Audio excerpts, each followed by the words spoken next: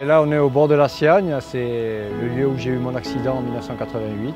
Un jour après mon travail, je suis venu à la pêche et puis je me suis rendu là sur le pont pour pêcher. Et donc je suis passé sur la passerelle du pont pour essayer de traverser la rivière et puis j'étais électrisé par du 25 000 volts avec la caténaire de train. Je l'ai vu en travers des voies et il était en train de flamber. Donc je me suis vite précipité. Si je suis là aujourd'hui devant vous, c'est grâce à lui, quoi.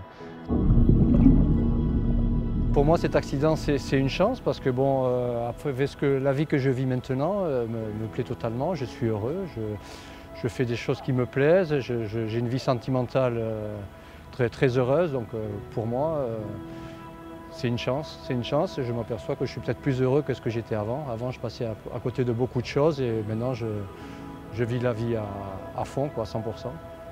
Je m'appelle Fabrice Marinoni, je suis réalisateur de reportages et de documentaires. Ce qui m'a immédiatement surpris chez Thierry, c'est le fait que ce soit quelqu'un qui soit un moteur.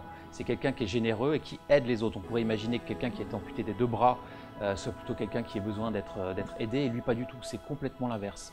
C'est vraiment ça qui m'a intrigué, donc j'ai été amené à discuter, à le rencontrer et j'ai eu la chance qu'il me raconte un petit peu son parcours de vie, et là je me suis dit il faut absolument faire le portrait de cet homme.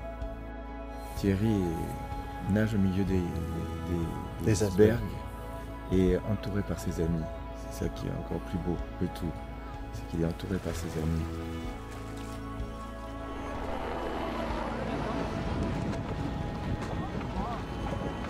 Du coup, c'est un exemple pour nous autant qu'un ami. Ce genre de personnages sont là pour nous prouver qu'on doit réutiliser beaucoup de choses dans la vie. Oui. Ça fait 35 ans que j'enseigne. Je vois arriver un mec à qui il manquait deux bras et qui me dit à la deuxième plongée, tu peux me laisser aller tout seul?